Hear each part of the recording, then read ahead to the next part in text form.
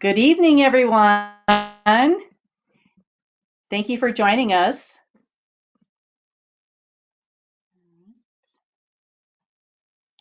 All right, I'm going to go ahead and get started. So thank you for joining us for this informative webinar on waterline testing regulations and how the Sterisil Safe Water Solution can make compliance easy. My name is Shanda Chatham, and I'm the Director of Professional Education for Solmedics. I see we have many of you returning from last week's amazing webinar with RDH Michelle Strange, and several new names joining us as well. Welcome. We have a wonderful presenter tonight who brings vast knowledge and experience to share with us. I'm happy to introduce my friend and fabulous presenter, Sherrie Busby from Heartland Dental. All right, Hi. say hello, Sherrie. There we go. I'm sorry. So I'm excited happy to to have be here, though. Thank you. Thanks for asking me. Excellent. We are so excited. But before we get started, I'd like to just take a moment and share a little about Sherrie and her 30 plus years of experience in dental. Sherrie is credentialed as an expanded duty dental assistant, as a certified dental specialist in OSHA, is certified in dental infection prevention and control, and is the dental assistant training developer for Heartland Dental. So excited. Those are lots of good things there, Sherrie. Well, there is. I've been working hard to get all those things in there. That's right. But thanks. Thanks for having me. I appreciate it.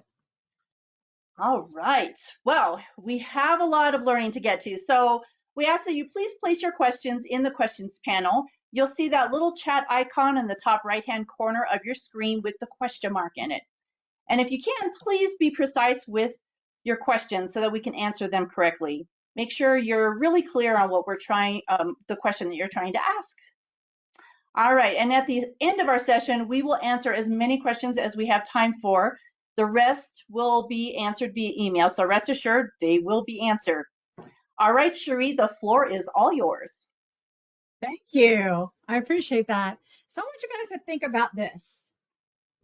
Have you ever had a cup of water that you left partially full for a day or two?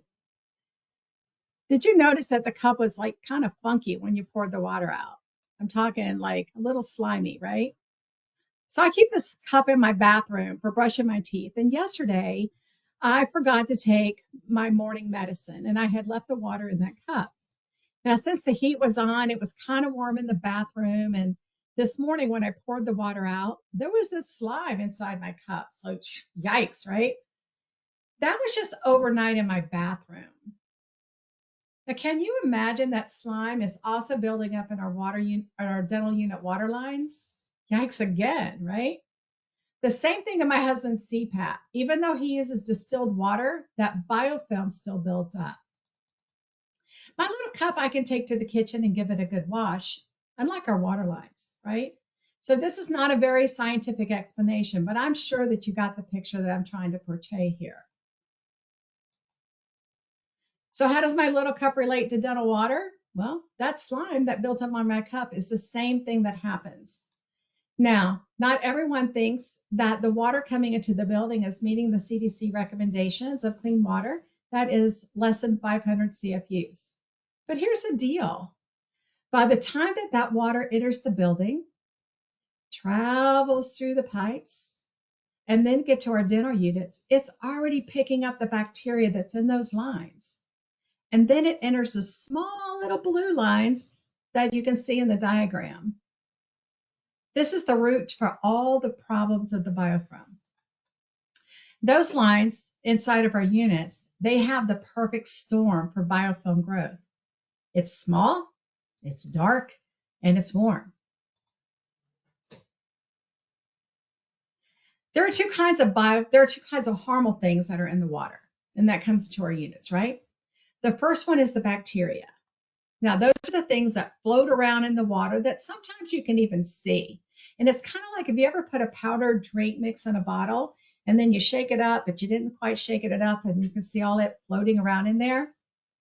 Those little floaters sometimes can be big so you can see them with the naked eye. Sometimes not, but they're still there. The second one is the kind that causes the most problem, and that's the biofilm. Biofilm is different in that it sticks and it's clingy to the inside of the water lines. This is the same way that the slime built up on my little cup. And although through the system, like the bacteria, it takes some hard work to dislodge, and because of its sticky factor, it continues to build up. And then you got a problem. Now, we all know not everyone is going to get sick. But if you go back to your bloodborne pathogens training, you'll know it takes that perfect storm of events for the rest of us, for that to happen, and for the rest of us just as gross, right? So because it has been a problem, and why the recent outbreaks that we've had. So I know that everyone has heard of patients getting ill. It's been in the news all across the country. And some of these patients have even died from infections, and they were traced back to the dental office visit and the contaminated water lines. This is a real thing, people, and most of us think it's never going to happen to me or to my office. But I'm here to tell you today that it can happen. And the consequences of not following the CDC and your state guidelines, they can be detrimental, not only to your patients under your care, but also to the dental practice. This has become such a serious issue that the ADA has been educating dental communities on dental unit water line safety. It is so important. I found this great article that's in the RDH magazine it's November of 23, so it's a little old, but holy smoly, this was a great article, and I would encourage you guys to look it up and read it. And if you want more proof, that's the real thing right there. So the CDC, OSHA, and the EPA have long since strongly recommended that we all join together and protect the patients that we serve and ourselves by testing and treating our water lines.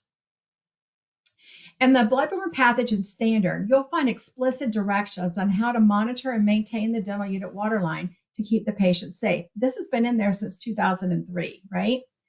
These include flushing the lines at the start of the day, flushing between patients, monitoring, and treating the water. And all the alphabet of the agencies, every one of them, state to follow the IFUs, the manufacturer's instructions for use for your equipment and the products that are being used. So those IFUs are so important. There are currently 33 states that have taken a stand on dental unit waterline safety guidelines for testing and treating. There are 2 states that have mandated it into their Dental Practice Act, and that's Washington and now Georgia. And did you know that Arizona and Indiana have it written in their act, but it's only for mobile units in those states. And since the states are writing more direct instructions, this brings us to the new rule for Georgia. So the QR on the slide will take you to the ADA, and on that, there's a drop-down list that you can find a link to your state's Practice Act. If you haven't been there in a while, sometimes they're hard to find, right? So that QR code will take you there. So let's look at what happened recently in Georgia. The rule is brand new, and the state dental professionals, it'll take a little getting used to them too, right? This QR code will take you to the news article that was published about the thing. So here's what happened. Georgia took a stand, and they said we need to have some dental unit waterline program made available to our patients. So they have adopted the Washington State guideline. Okay, so that's what they did. They took Washington State.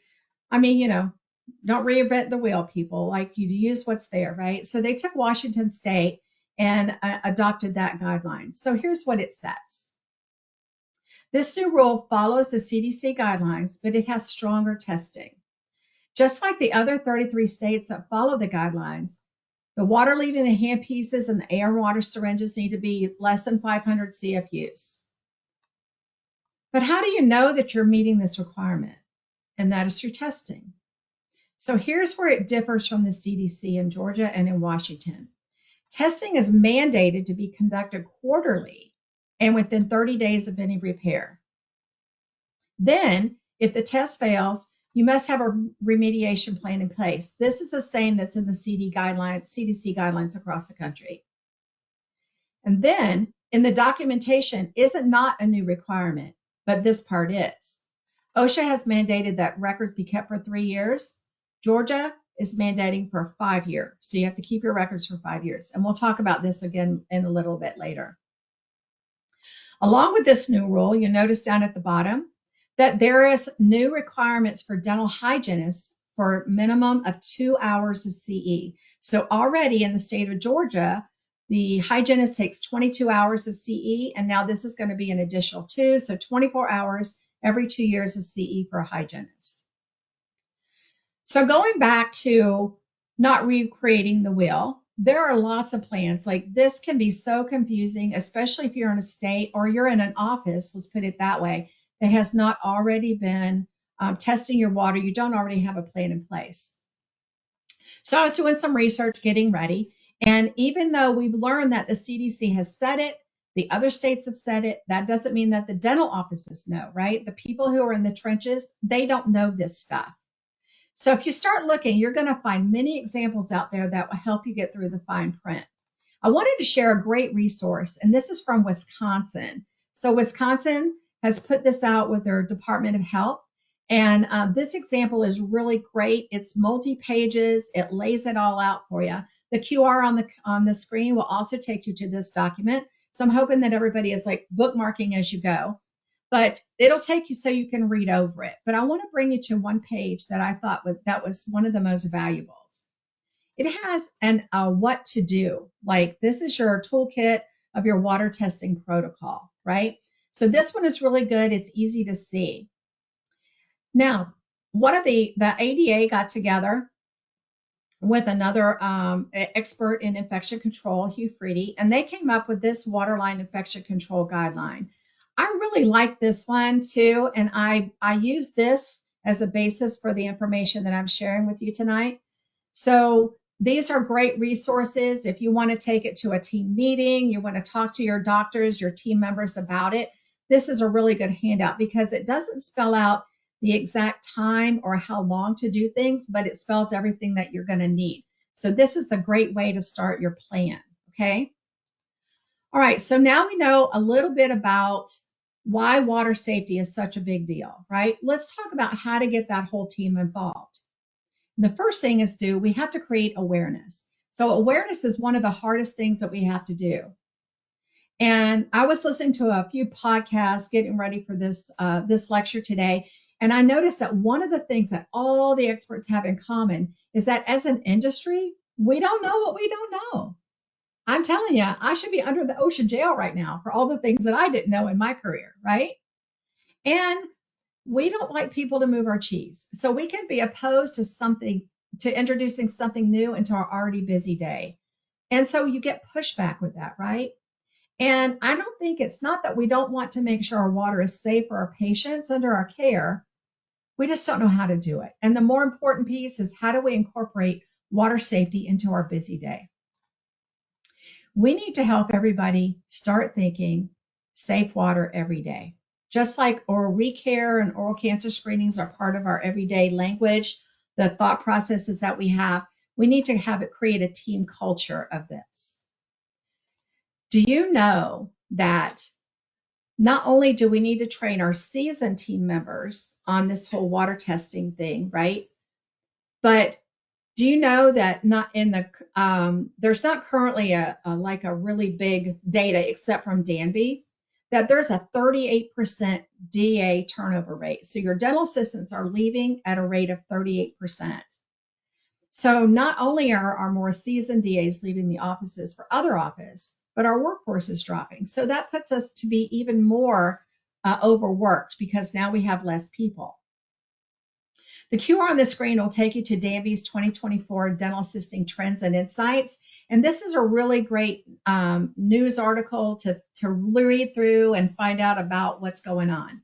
And here's the deal. The doctors are hiring on-the-job training dental assistants because of the shortage that we have. And they're trying to train them up, right? So they're doing the best they can. But here's the kicker. We learn from each other. I told you a minute ago, I should be under the OSHA jail, right? When I was on a mentor visit a few years ago, I saw this new DA reach her bare hand into the ultrasonic. I just heard your all collective gasp. I can just see it now, like, oh my God, somebody did that, right? I told her it wasn't a safe thing to do. And she said, well, that's how their seasoned DA told her that it was okay. We don't know what we don't know, right? We don't know what we don't know. And ignorance is bliss, is what they say. And I don't watch the news because of this, because I need to have my life blissful. But even self-education takes time, and the doctors and the admin are running around like crazy people. They're so busy running their practices, keeping tabs on the finances. They're dealing with personal issues and the doctors are spending their CE time on clinical topics that they need. And just adding compliance on top of all that is almost nearly impossible, right? And now I know that there's some that do, but they're the exception. They're not the rule. So I'm a training developer for Heartland Dental. We said that already. And in dealing with training challenges for the last 12 years, I'm trying to tell you, training is hard. It's a hard thing. And I remember back when I was starting out on my journey that I hired dental assistants to come in and help me. And I said, okay, here's the cotton rolls and here's the saliva ejectors and here's the doctor's schedule. If you have any problems, you come and get me. I was not a good trainer, right? Needless to say, they didn't stay there with me very long because they were overwhelmed and they didn't have training. So training takes an investment of time. Just like a doctor can't be expected to place a perfect implant without training, their DA can't be expected to know what they know without the same luxury, right? It takes time, it takes an investment. So I want you to think about that as we're going through the rest of the program today. Training takes time. I want to spend just a minute because part of that training is knowing what you're working with, right? And even when it comes to water, it's really even more important. So let's spend a quick second and talk about the differences between an open and a closed system. So an open system uses municipal water supply. That's the water that should be meeting the EPA standards by the time it hits your front door, right? Less than 500 CFUs. I think this is where a lot of people get hung up, though. I hear all the time that our city water is safe to drink and meets their standard. I was just telling Chandra before we started that we have an artesian well in my house. I should have perfect water, but it gets slimy in my cup, right? So I think that we think that it's coming in and that it's okay. But what they don't realize that it's not the water that's shooting out of the faucet. It's not the water that's going through our ice maker and our refrigerator. It's the water that's coming out of the air and water handpieces. It's the water that's coming out of our high speed and our contra angle, or not the contra angles, but they're coming out of our handpieces, right? Remember my little cup story, right? Enough said. Closed water systems use onboard bottles that are part of most dental chairs. Now I know we're finding that there's a lot of chairs that are not retrofitted. That don't have bottles, but for the most part, there's a lot that do. They just don't use them, right? So these can be easier to maintain because they already have the bottles on there. But both systems, no matter which, the water needs to be tested. Even in a closed water system, the lines get biofilm and it's really difficult to clean, right? So you need to identify what kind of systems that you have, and then you can get busy. So here are my 6 steps for any doctor, office manager, OSHA champion, they can use to set up their office. So the first one is you got to write it down. Part of the requirement is that you have a written plan, right? So you have to write it down. The first thing every doctor and office manager is to create a written SOP. How do you want your office to run? What are you going to do? It's kind of like having a systematic approach to managing your office's AR or how to follow the doctor's clinical guidelines, right? SOPs are crucial for the consistency and also accountability. So systems are not only how they effectively manage the people, but they give a consistent message because we learn from each other, right? So your SOP needs to follow OSHA guidelines, OSHA standards, and the CDC, and they need to be specific to your office. So you can get a template someplace, but you have to have it You have to have it so it's customized to your office. You have to have accountable items on there, actionable items. and a timeline of conduction. So that means that you have to contain assignments of responsibility and all of your plan. All of your SOPs should follow these same outlines, right? No matter what the rules. The next thing we need to do is we need to have team buy-in. I don't care what topic you're talking about. You're talking about compliance, you're talking about patient education, whatever. Everything needs to be a team sport. Compliance is one of the most important things that everybody has to be a part of, because just like having your sharps containers overfilled, right? People need to know these things need to be part of what they can do. And making sure that every department is following the guidelines are set by the alphabet of agencies. And these are confusing on a good day, let alone when you're trying to add another piece of this complex puzzle. I found that the very best way to ensure that everyone follows the rules is to tell them what they are, make sure they understand them and what their role is, and share the why. So it's kind of like if you tell your child they can't have a cookie and they keep bugging you, but if you tell them why, because we're going to have ice cream for dinner, then they're happy, right? That was probably not a great analogy, but you got my picture, right? So hosting a team meeting where everyone will sit down and read over your SOP together and have the opportunity to ask questions. This is the biggest part of it, right? And then in an open discussion, if you have a discussion and they talk about the implementation plan, you're going to get a higher buy-in for the plan because they made the plan together, right? The next thing is about the timeline. We talked about, remember the timeline that we have to write in our SOP. You have to schedule it to make it happen. If you don't schedule it, it's like a lot of us on this call today, we have a calendar, whether it's our office calendar or our scheduling that we use, whatever. It's my Outlook. If I don't make an appointment for it, it doesn't happen, right? So if we don't make an appointment and we end up blocking the schedule and doing those things, and then we'll put a patient in there, right? So make an event and block your practice management software so everyone has visibility, and then keep that appointment. Like, don't let anything interfere with it, because you need to bring the team. You need to bring it up at team meetings, and as the time gets closer, maybe in morning huddles to talk about it. In an ideal world where everything is working together, you get your water testing samples and stuff, you should be done in about 30 minutes. So having everybody on board is going to be paramount in making that time frame. The next thing you want to do is provide your training. I'm going to go backwards a little bit. It's provide your training. Your SOP spells it out, but that doesn't mean your team member knows how to do it, right? There are always so many technical questions around water testing. Holy cow, just the amount that you guys sent into this webinar today was crazy amounts of questions. And all the experts, we don't even know all the answers, right? So how can everybody know? My advice is to do some research, determine what system you want to follow. Most all the water companies provide education. There's all kinds, dentalcare.com, Viva Learning, all of them have some kind of education on their websites that you can find, right? Then here's the next thing you need to do. You need to have a qualified partner with a qualified trainer in your area. If you don't have anybody, then find you a trainer in your area. Your water companies have people that they can go out and it may not be an in-person meeting, but they will certainly have a virtual calls with you and look over them, right? Looking for a more DIY approach, that is not a problem. You just have to choose your products and then read those IFUs, research the company, right? And then the companies that you choose, they do have those trainings. And then next thing, you want to make sure you document your training always. That's an OSHA guideline, is to document your training records to keep them for 3 to 5 years.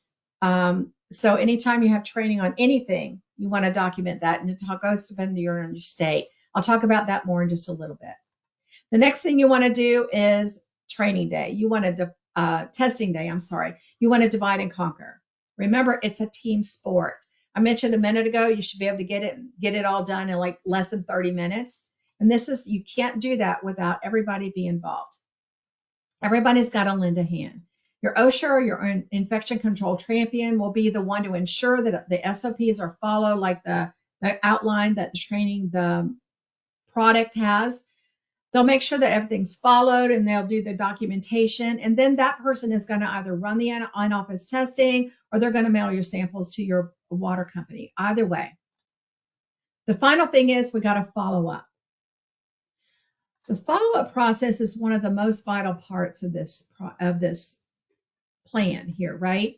So your first time, you're certainly going to run into a snag or two. Anytime you start something new, there's going to be hiccups, right? So I would advise that you host a team meeting after you've taken all your samples. So get everybody together and get their feedback on the process. Remember, we want this to be a team sport. Ask them for their ideas of how to improve gathering of the samples. And then make sure that you plan to incorporate any valid, actionable feedback. And when you do that, you're going to gain more buy-in for your team. And when your team is bought in, then they follow the system, right? All right, so now that you have a good plan in place for incorporating this complex task into your busy day, let's go through the steps to make it happen. So the first thing is the key principles are testing. So when you were designing your office SOP, you should have included your state guidelines. Like as an example, if you're in Washington or Georgia, you're going to say our testing needs to happen quarterly, right? Whatever that would be. But you got to write it down. The next part is the when and how, right? And this comes from your manufacturer's IFUs. You want to look at the IFUs because sometimes they have a specific guideline. As you'll notice, if you can see it, that the DentaSafe says, put it in the freezer, the whole kit before you even get started, right? So your IFUs will have some sort of guideline on there. Then you need to do some homework because there's different types of tests that are available and how they work may be slightly different. As an example, I'm sorry, I'm going to go back. As an example, there may be, there might be something that you failed to test, right? So you can do your in-office testing and everything. You can be read, or you can do those in an hour. And then I'm going to tell you personally, I'm a fan of using both because you can get a quick answer in that. But in the office test, you only get a pass or a fail. So using a mail-in test will provide you with the exact colonies, and we'll talk about that more in a minute. Again, you need to follow the instructions for your IFU and for whatever product you're using. Then the last part of this is you have a failed test. You need to have a remediation plan. This needs to be written in your SOP, right? Whatever you're going to do for your remediation plan. The next thing is shocking. Again, this is dependent on the equipment you use. Each manufacturer will have a different requirements, but all of them will say to use an EPA registered product. And I want to tell you that these are products that I have used in the past. Fast Check 15 and Sterisil R2A are both great products and they meet this requirement. All right, let's talk about maintenance. Again, you want to follow the IFU for whatever water, follow the IFU for as a water that you're going to use, right? As an example, manufacturers will give options for your IFUs, some to use tap water, bottled water, or softened water. All of these options require daily treatments, right? And once again, it depends on your equipment and your preferences. There are straw options, there are cartridge options that last for 12 to 18 months. And it's almost like it's an install and forget it. Or if you choose the straw or cartridge, then make sure you follow the IFUs because shocking can damage them, right? So I'll talk about that again. But your other option is liquids or tabs that you add to fill each bottle. Now, these have the human effect of forgetting to add them during the busy day, but they are very cost effective. The last part of the rule is about flushing. This is not new. It has been part of the CDC guidelines for a long time, but there seems to be confusion around flushing and purging, right? Flushing is simply running the water for the designated amount for each line, right? And then purging is removing the water. So purging is you want to get all the water air out of there and leave it with air. The CDC recommends flushing at the start of the day for 2 minutes and then 20 to 30 seconds between each patient. And additionally, the ADA recommends that all lines are purged at the end of the day to get as much water out as possible. This helps to minimize the amount of biofilm overnight. This will depend on what products you use too, right? Because even though this manufacturer says purge the lines, there are some products that say you need to not purge the line, such as with the Sterisil straw, right? You don't want to purge the line or purge the lines on that one. When I was doing this research, I even found that it's written into the manufacturer's instructions for this is a handpiece flush, but do you see right here? Oh, you can't see right here. 20 to 30 seconds to prevent cross contaminations. I'm going to tell you, I've been a dental assistant for over half my life. People don't do that. They don't understand the need for it, and they just don't do it because they're busy.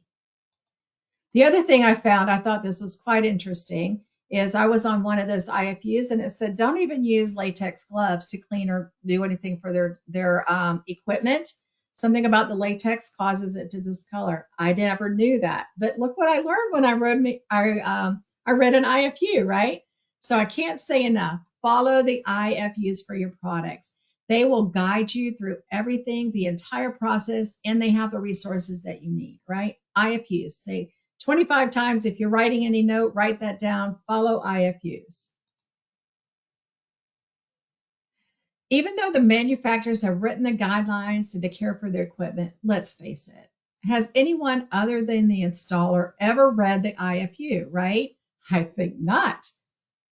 There isn't a published study that I could find, but I did a quick Google AI search the other day, and I found that there's only about 30% estimated of dental offices in the US that are following these guidelines and already testing your water, right?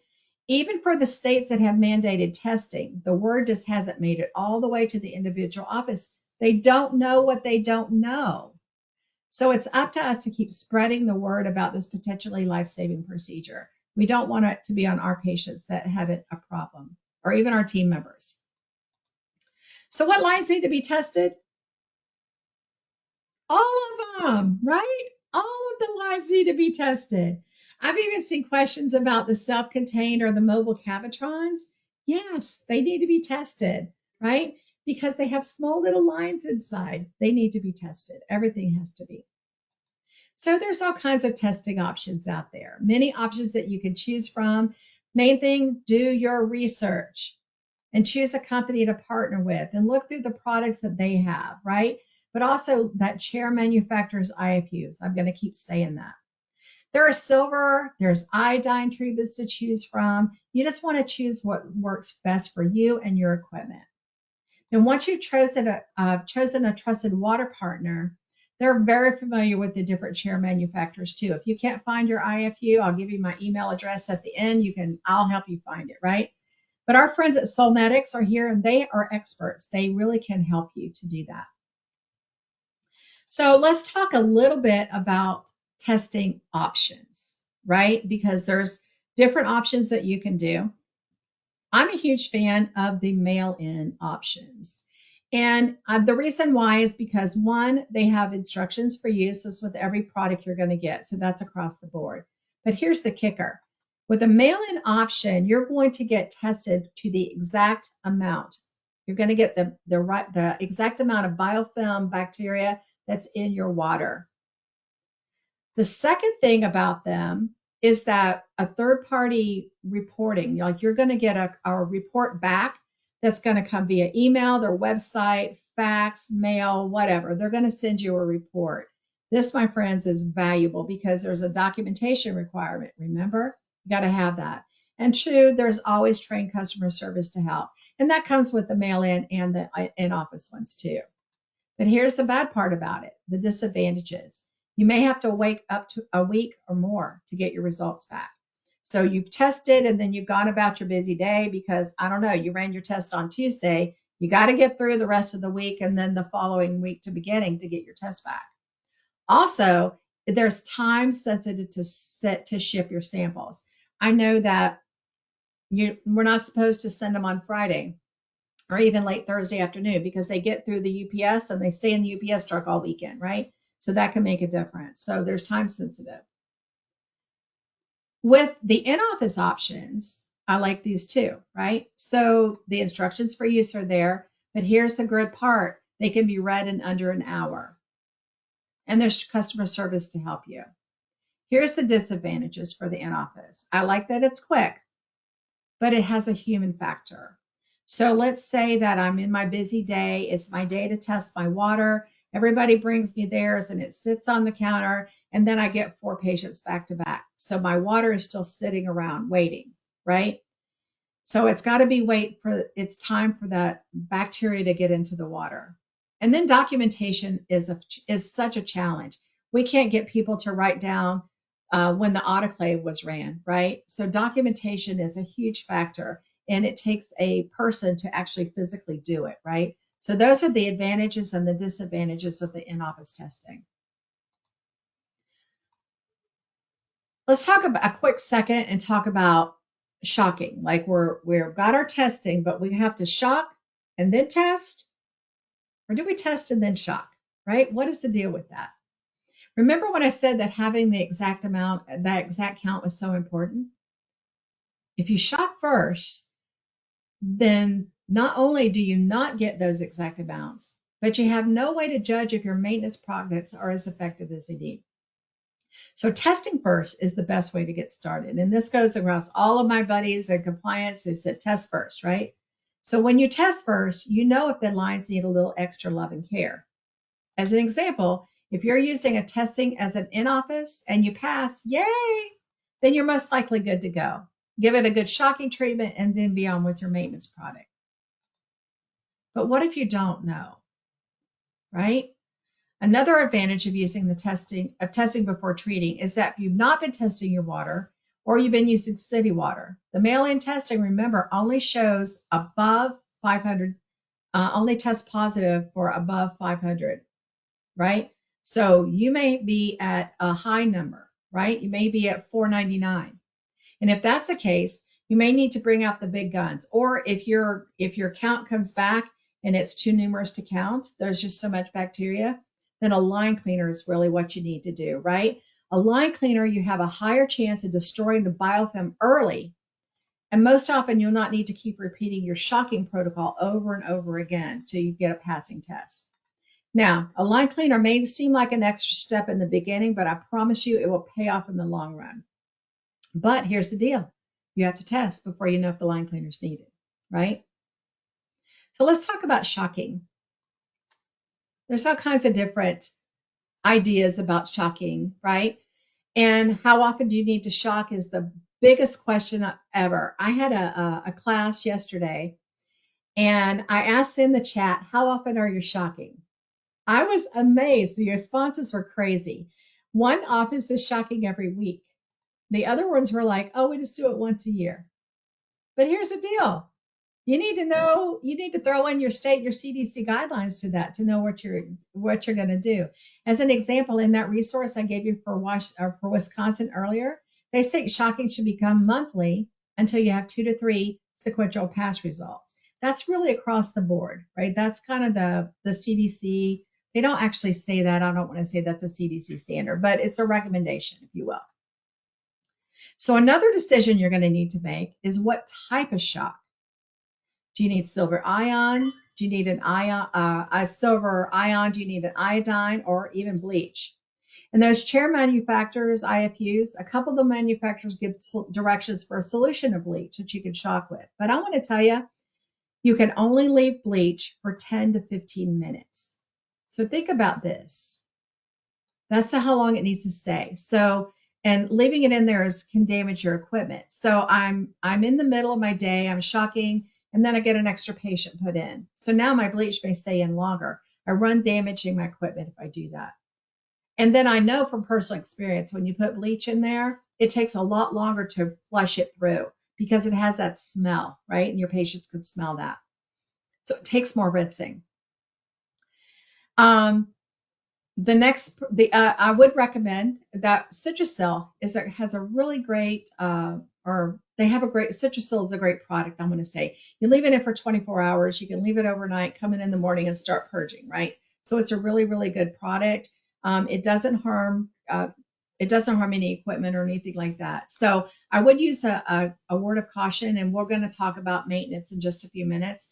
But if you're using a Sterisil straw, any other company's straw for your maintenance product, then you got to make sure that you take the straw out, because any shock, I don't care if it's Sterisil, if it's bleach, if it's another company, it doesn't matter. It will harm your straw. So you want to take that out and then make sure that you use a dummy straw. And the dummy straw is like a hollow plastic tubing, And I've seen them in gray and pink, and they're extra long, go in the bottle, and it will suck up all your stuff. So, okay, now we know what to do for shocking, but here's how you're going to put it into your busy day. Once again, we're going to train everybody in the office to do this, right? So gathering the samples is really quite easy. First thing you're going to do is gather your supplies and assign your team members, right? Remember, you want to get it done in 30 minutes. You need friends. You want to get an equal amount of water from each line. And you may or may not know this, but I got to tell you, see that little flush valve that's underneath there? I had no idea what it did. No idea, because we didn't get water samples. So I'm like, we're turning it back and forth, trying to regulate the water. No idea. So those flush valves are on all the equipment that I've ever seen. They have this flush valve. So you got to turn the flush valve off. Some of them you have to hold it in place to get your sample. But if you don't, then you're taking a shower in all the water that you're trying to put into your little vial, right, to collect. So make sure that you've done that or you've got a good bath out of the deal. Now that you have all of your water done, it's time to run your test by the end of the day. So most of the supply samples say that you want to keep your supplies cold. And so go ahead and stash it in the freezer before you get ready for that. And that'll freeze the little packets that are in there. And I said earlier about Wednesday or Thursday is not the best time to gather your water. I'm sorry, Thursday or Friday is not the best time because they don't normally stay in that UPS truck, right?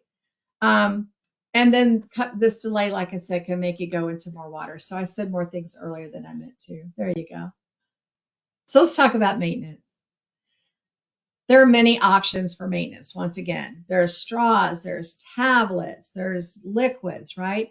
And here's the deal. The daily treatment options have that human factor again. Those dusky humans, right? So think about it. You're in a super busy and you're in the middle of a crown prep or an SRP and your bottle runs out of water. I'm going to say that happened to me a lot, right?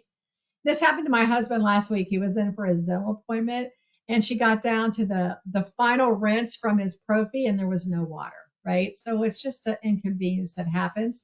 But my doctor and my patient are both waiting. So I had to get up and run and unscrew the bottle, take it back into the lab and get some more water.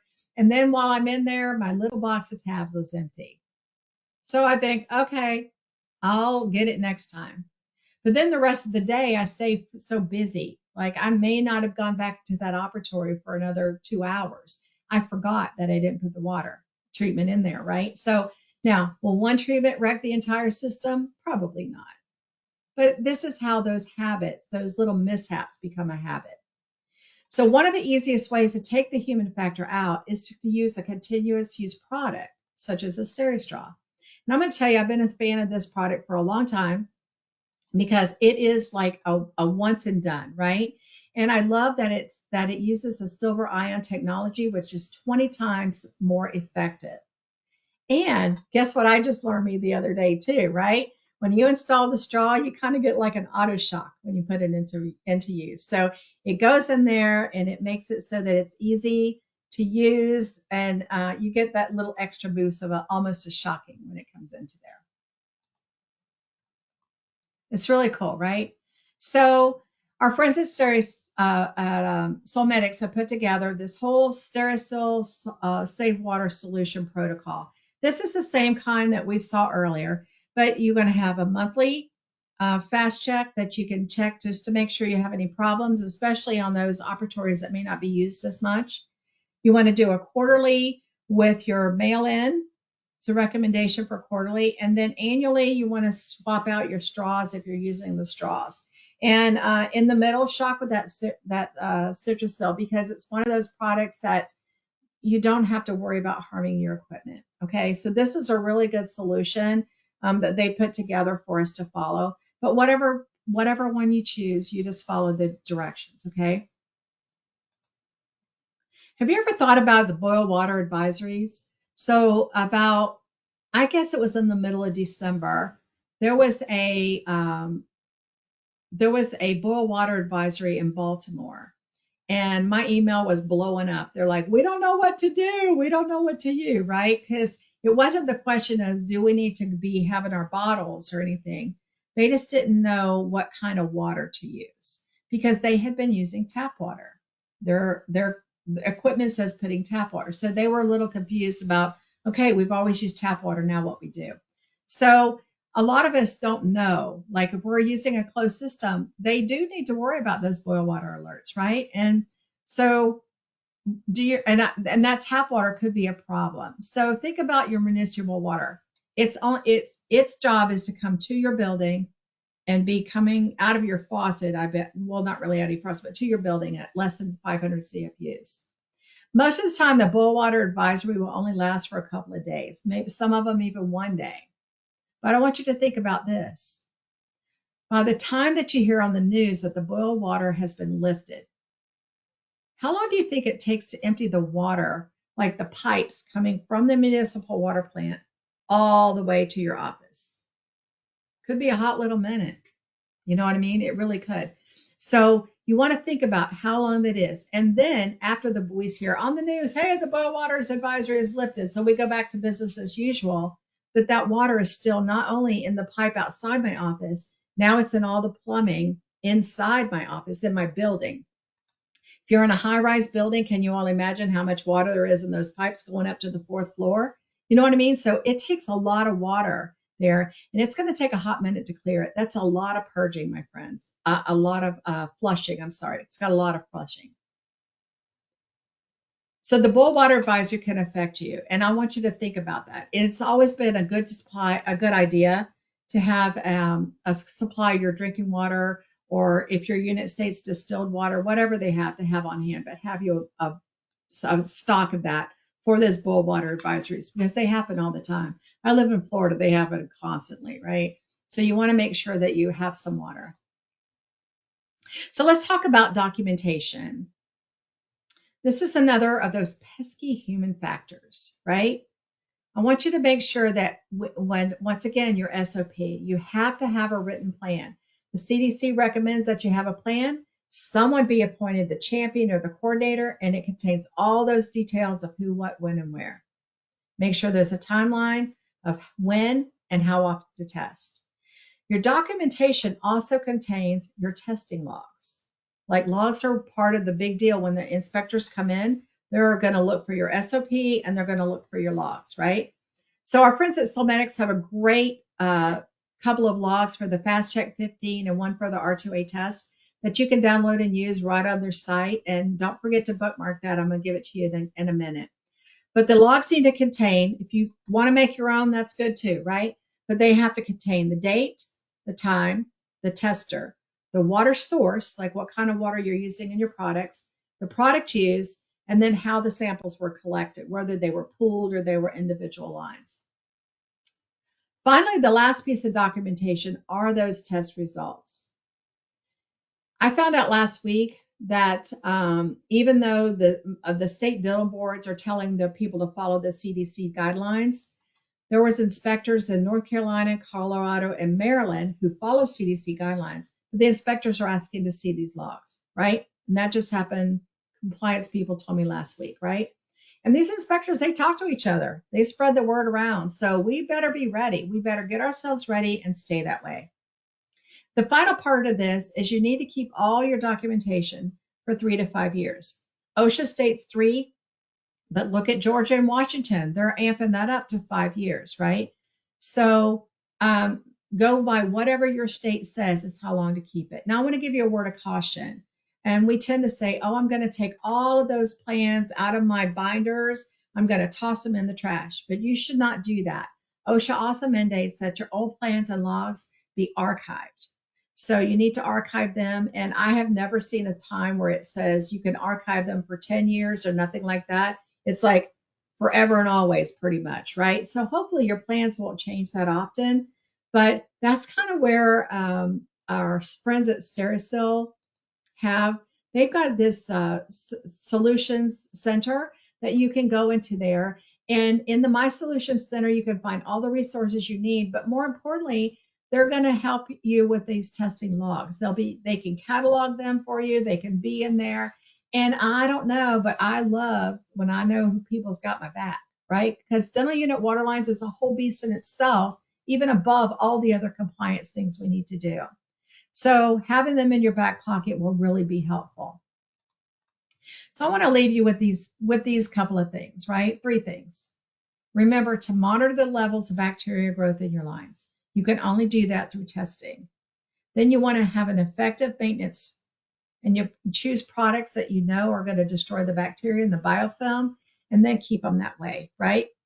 Maintenance is the most important.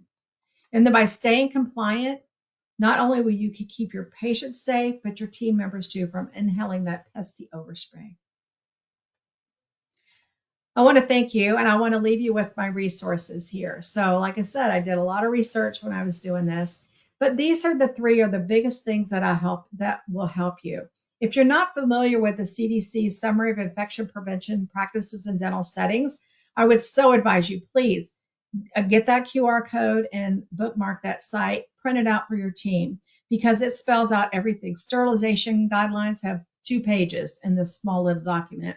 And I thought it was really great that the CDC and OSHA partnered together to release this back in, I want to say 2016, I think, somewhere around in there was the date. And it's made it so much easier for us to follow.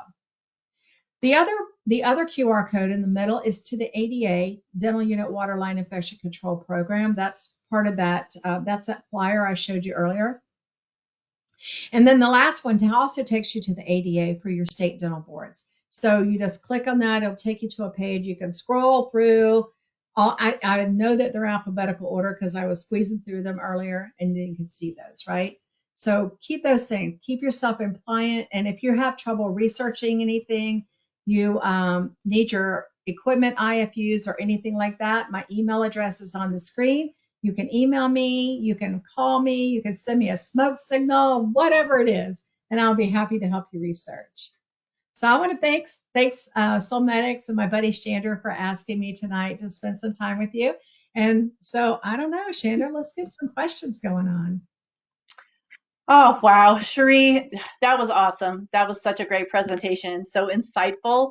Gosh, I know I learned something new and helpful, and I'm sure our listeners did as well. So wonderful. I hope Wonderful. so. And I just love those QR codes because they offer such a quick access to important resources, and we know how important that is for everybody to have those on hand. So thanks for including those as well. You are so welcome. Most people are Googlers like me, right? We want to know. Definitely. Well, just like our last webinar, we have received a lot of questions. So keep sending your questions through the chat, the question chat with the little question mark, and make sure you're really precise with what you're asking so we can correctly answer them for you.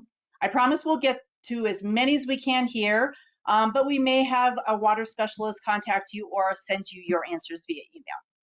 So you'll also want to stay on just real quick after our Q&A because we have a special offer for you. So let's get started with Q&A. So Sherrie. Okay, I hope I know the answer. I bet you do. What is the best way to document and store your test reports and logs? Oh my goodness. I just said that too, right? So Yeah.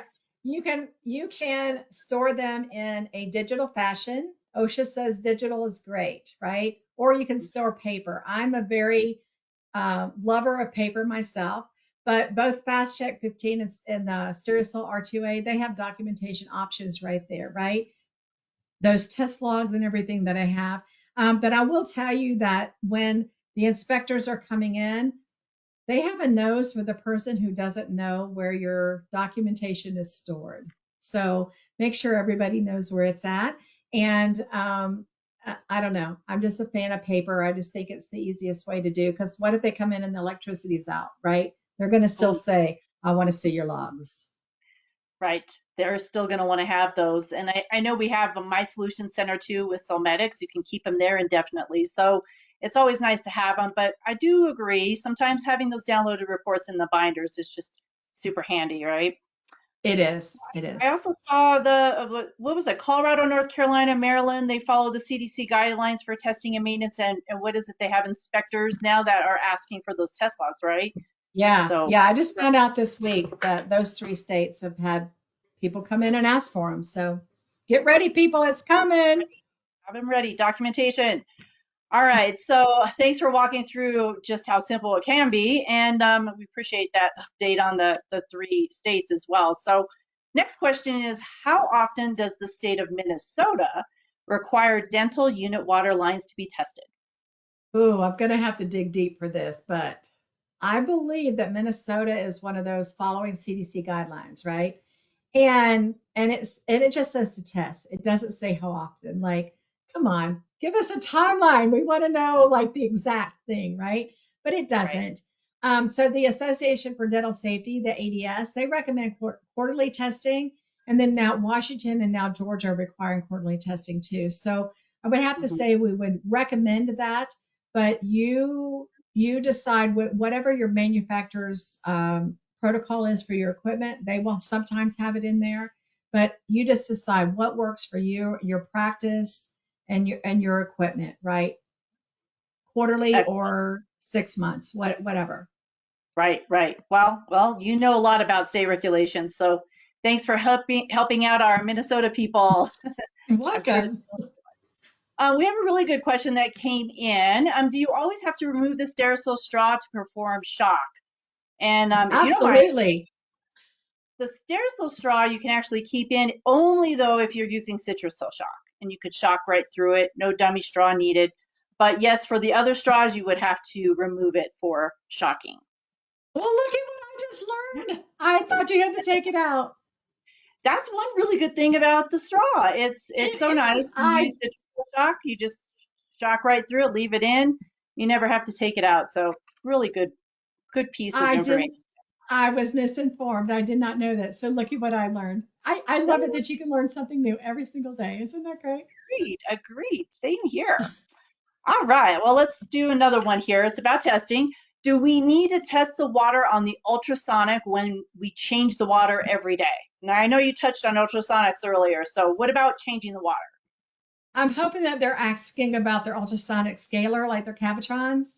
I know that's a Mm, brand, but yes, the answer is yes, right?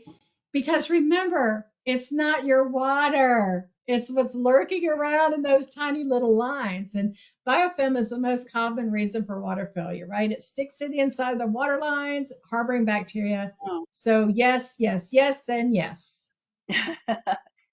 Yep, you're right. It's not your water, it's your water lines. And that biofilm just loves to coat the inside of those little tiny water lines. It It's does. such a difficult thing to remove, and that's all our biggest problem, right? Biofilm. It is. Okay, well, next question is, do we have to test each water line separately? Now, I know we're gonna test them all, but do we need to test them separately?